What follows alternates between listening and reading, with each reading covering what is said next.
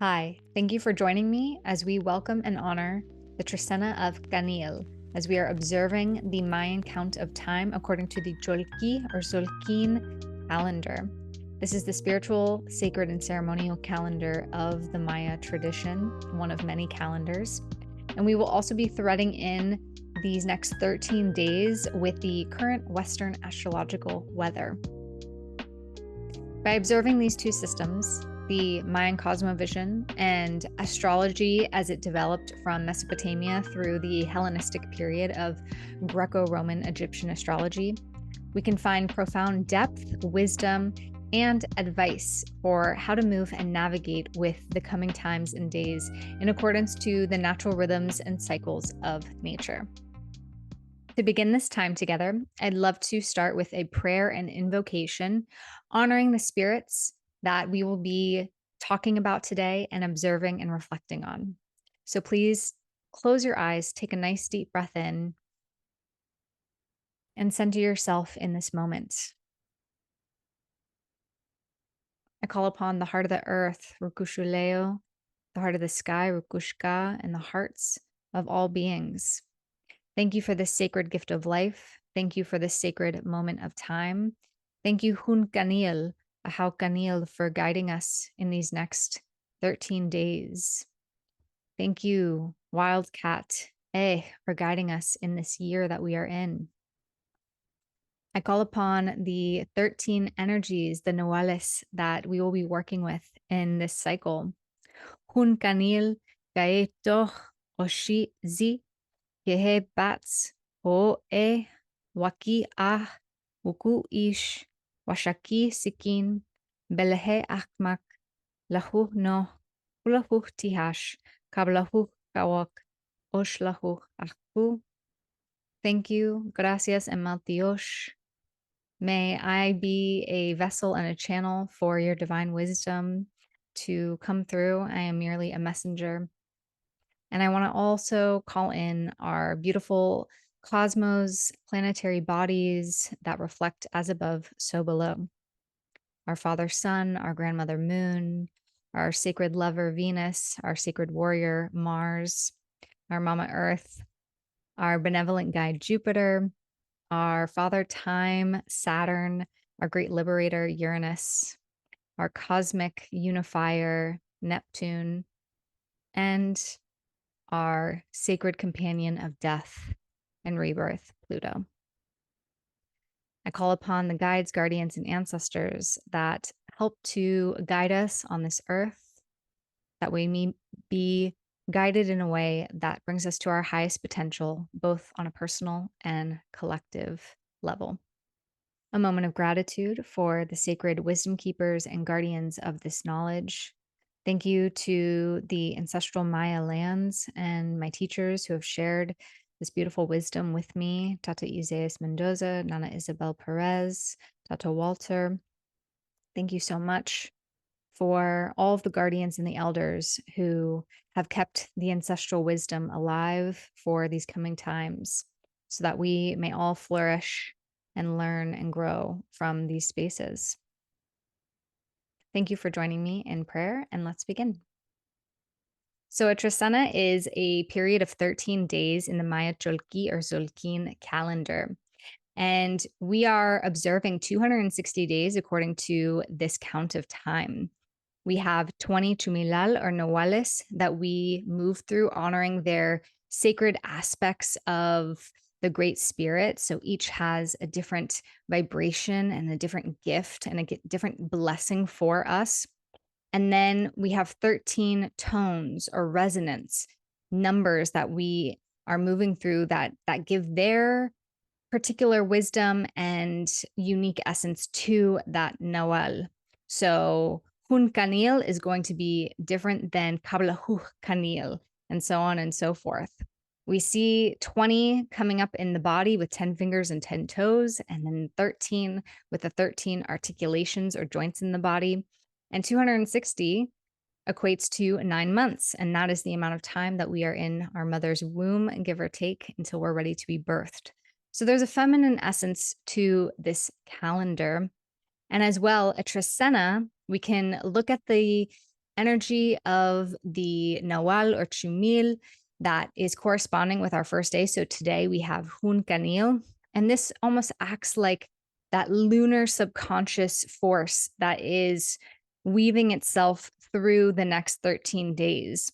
So each day we observe the consciousness of a different Nawal, say to Toch, that is kind of the conscious force that's coming up in the day. And underneath, underlying that energy as the base, as the foundation, is going to be Canil. So there's this interplay of a solar and lunar energy between the Trecena and who is guiding the Trecena and the rest of the Noales. Canil is a beautiful chumil.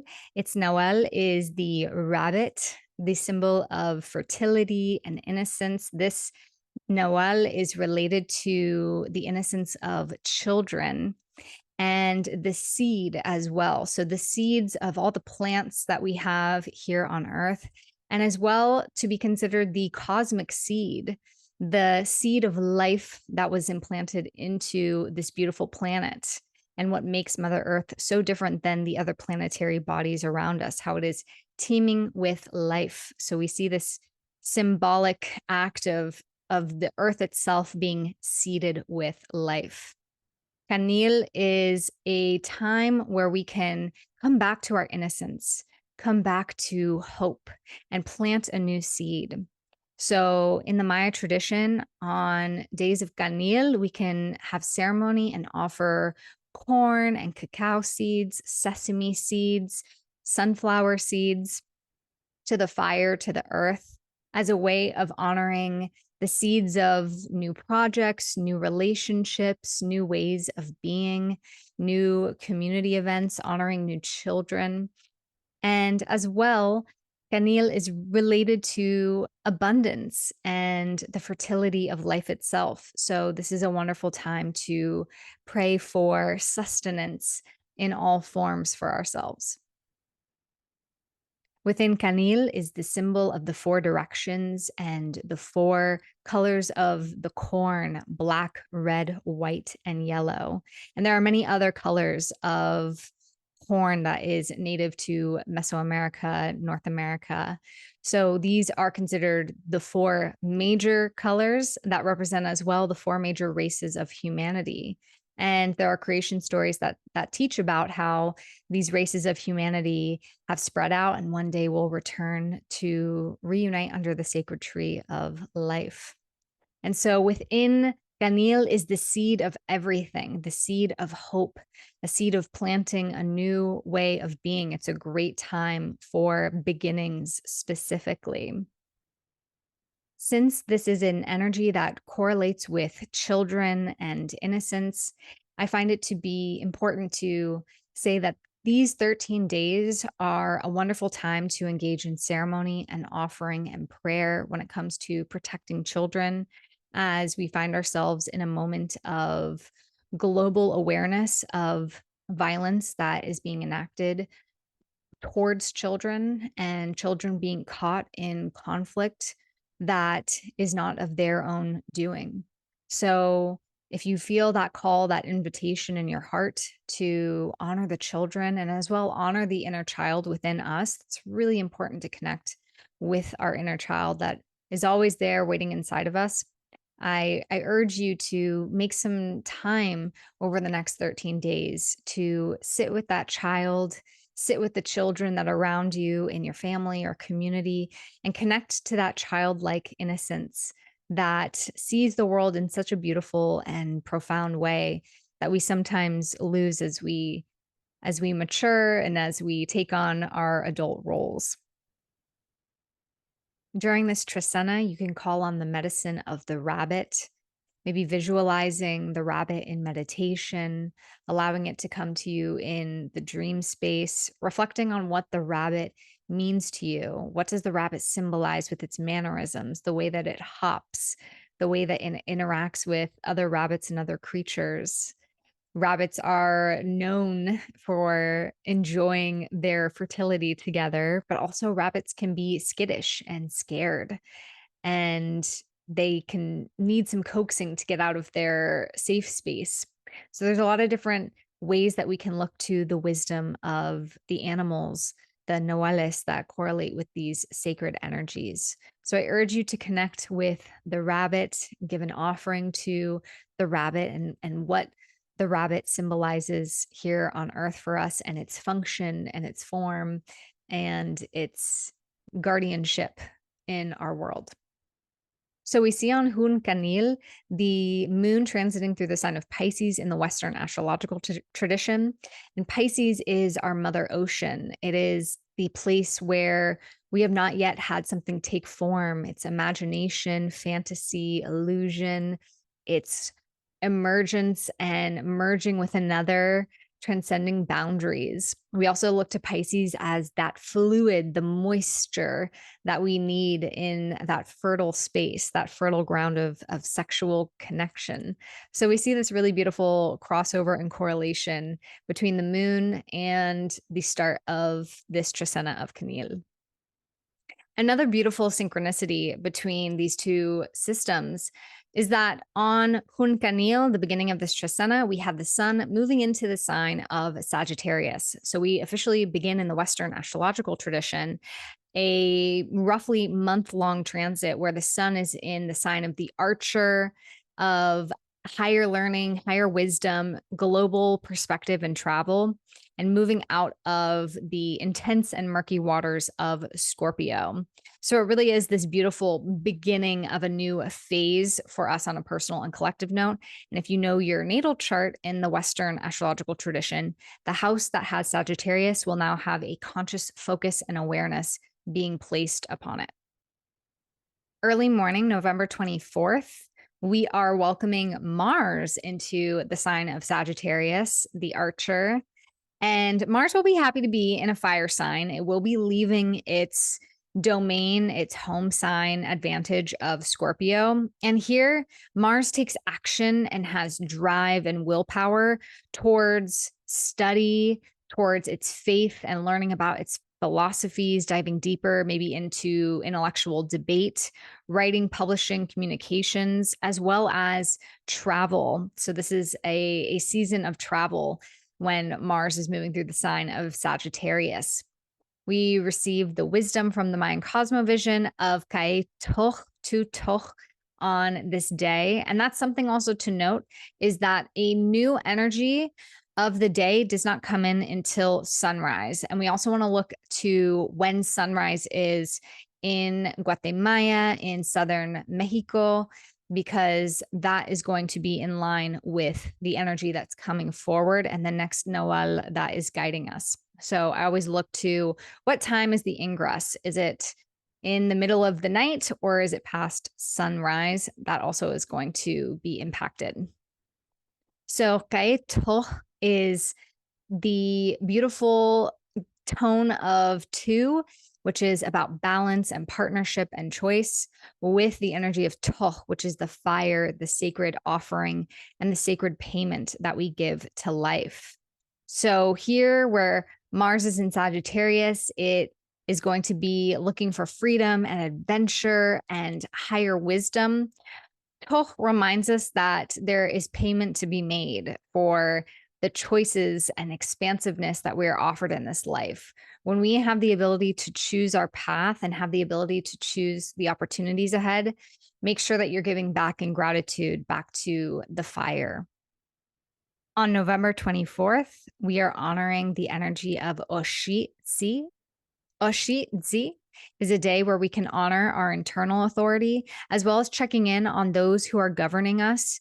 These are great days to check in with your representatives on a state and federal level and check in with who is guiding us at this time, our governing bodies, as well as grassroots organizations and activists that are paving the way for justice. November 25th, we honor the energy of Kehe, bats, for bats. And this is a day of finding stability in our creative selves. Like Canil, bats is also associated with the children, and it's more associated with children in kind of their mischievous and playful side. This is the sign of the artist, the dancer, the artisan, the musician. So this is a really beautiful day to tap into our creative prowess and abilities. On this day in the Western astrological tradition, we have Mars in a square to Saturn. So this is starting to pick up with that full moon in Gemini that's coming up on November 27th. And Mars and Saturn, when they're in a square off, is not so fun.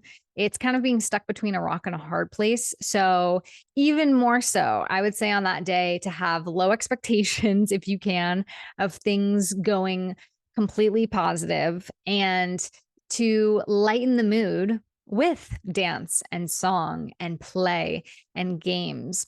So, really take note of that energy of bats that wants to help us just step a little bit lighter on this kind of challenging transit we find ourselves in. November 26th, we honor the energy of Ho'o'e. 5E is the energy of the wildcat being empowered. This is the sakbe, the sacred path in front of us, and we are on our way to the fullness of that new moon. So on this day, we can ask for guidance on our sacred path and for that path to be illuminated. Because at this time, especially with that new moon, we might have a few paths that are coming up and we might feel pressured by the consequence and the burden of having to choose between different paths. They feel very serious.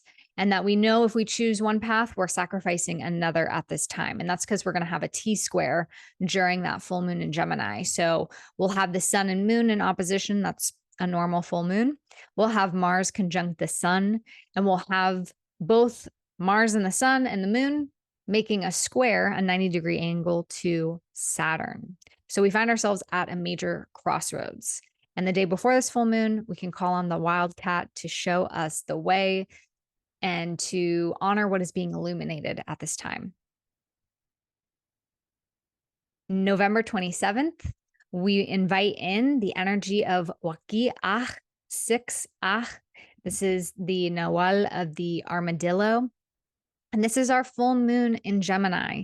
So like I said, this is a time of illumination, of things coming to light, especially in the sign of Gemini.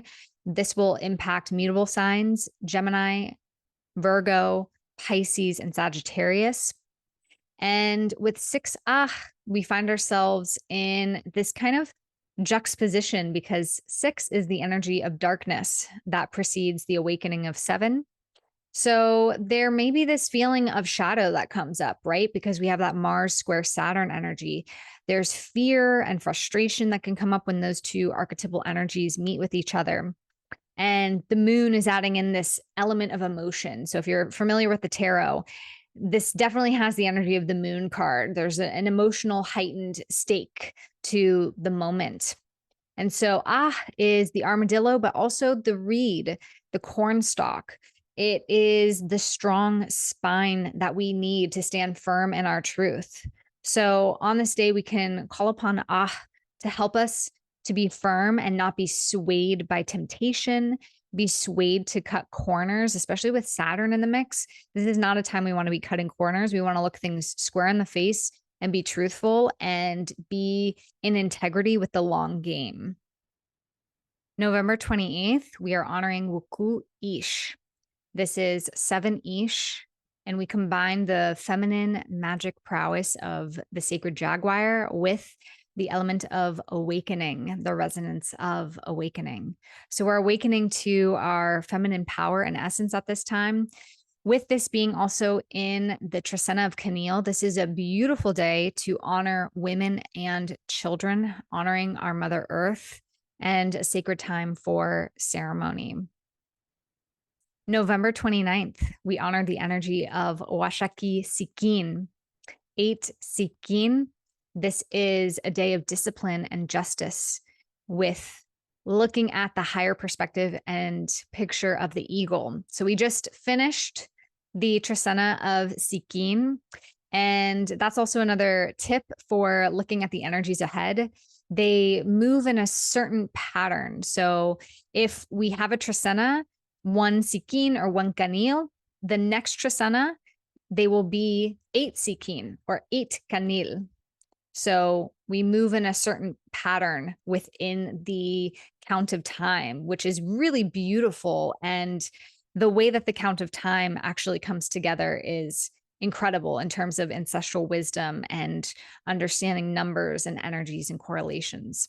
And there's a fullness that comes between 1 and 7 that we see in the Popol Vuh, the creation story of the Maya, as well, with the warrior twins, as well as the guardians of the underworld, both having the resonance of Hun and Wuku in them. So, just a side note. So, we'll be honoring Washaki Sikin on this day, asking for a higher perspective, asking for the discipline of the eagle who flies in the sky high above and knows that it needs to be patient for the right catch, the hunt of its day. And as well, for this day, we can ask for a higher perspective because we do have a challenging transit in Western astrology, which is that Venus will be making a conjunction to that south node of fate. This is a drainage point, a moment of loss or minimization that can come up. This also relates to the eclipse season that we had in October.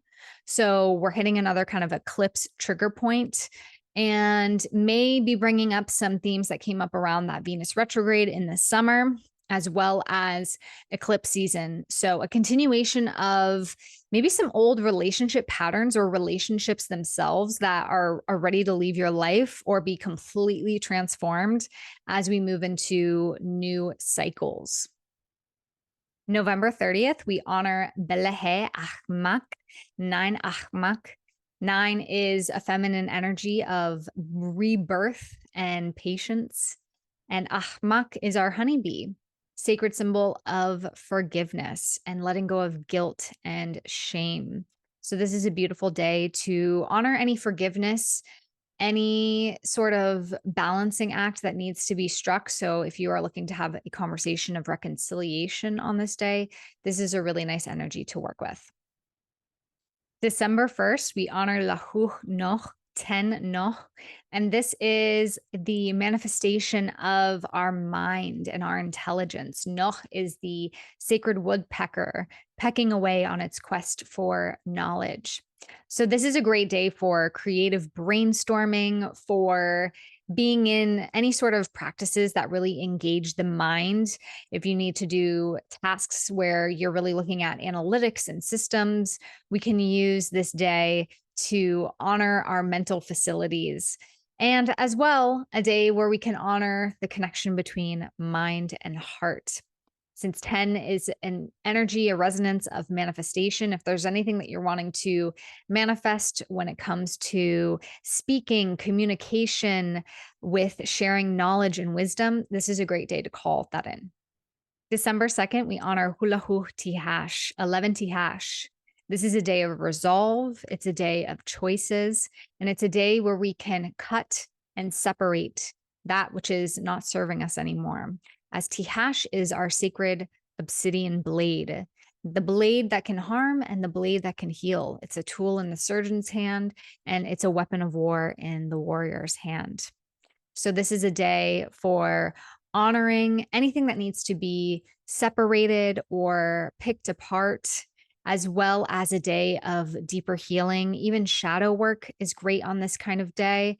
And working with an obsidian stone, an obsidian mirror can be a sacred practice on this day. There's a Mashika practice of working with the obsidian mirror that is quite beautiful that you can look more into as well. And I can put something in the notes for that.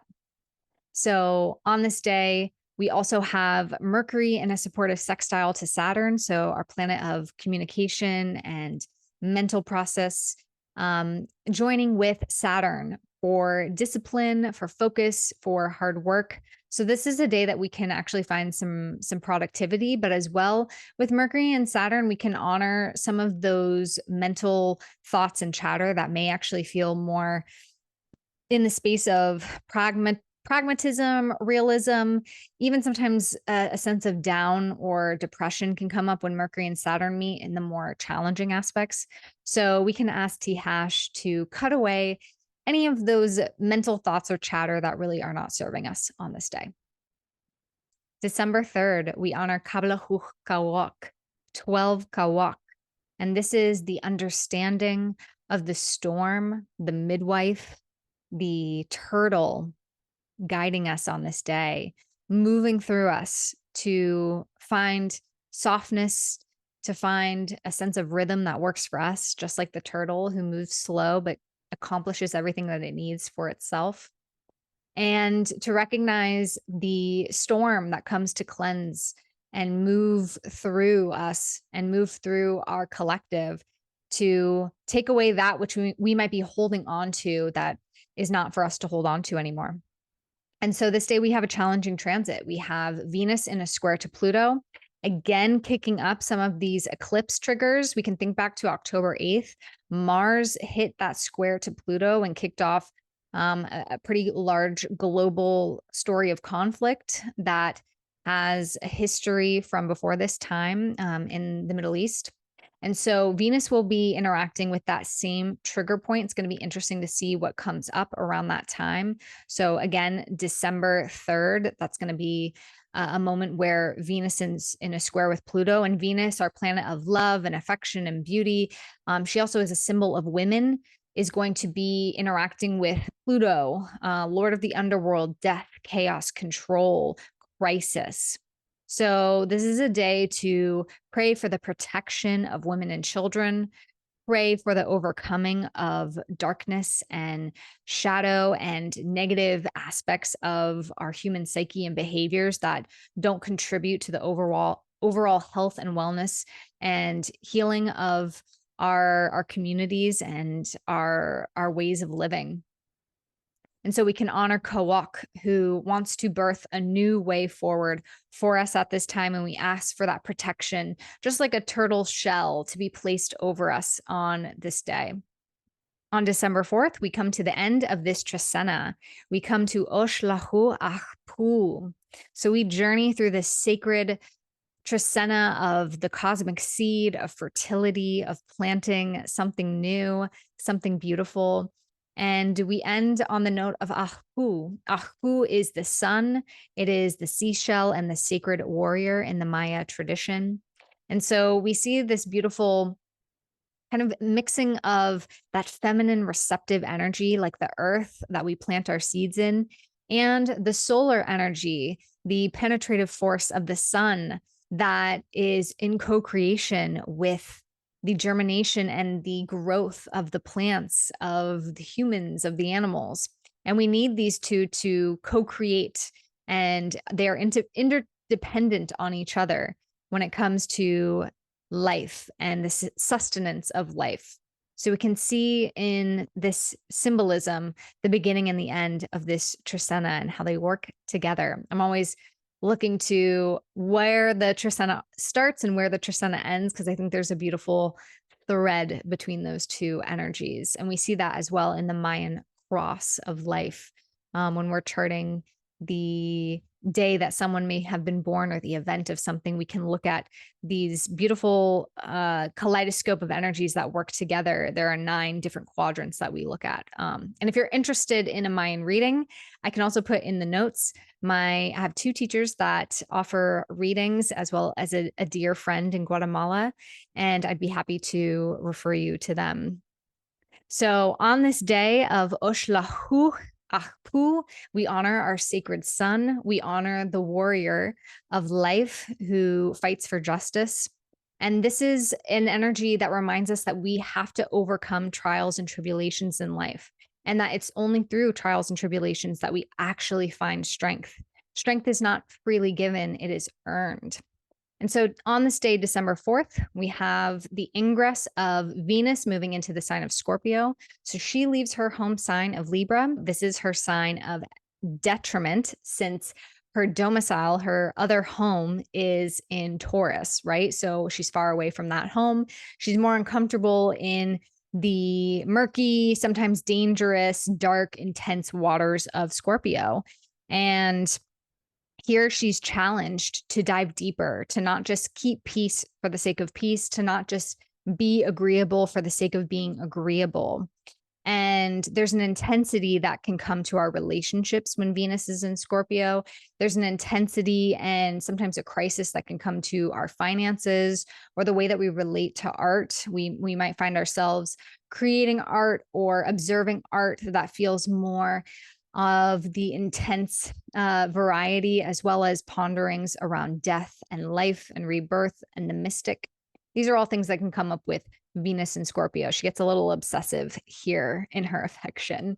So Ahpu reminds us that for Venus here, all is fair in love and war. And as well, I want to point out that in Mesoamerica, there is a tradition to look at Venus as a planet of war.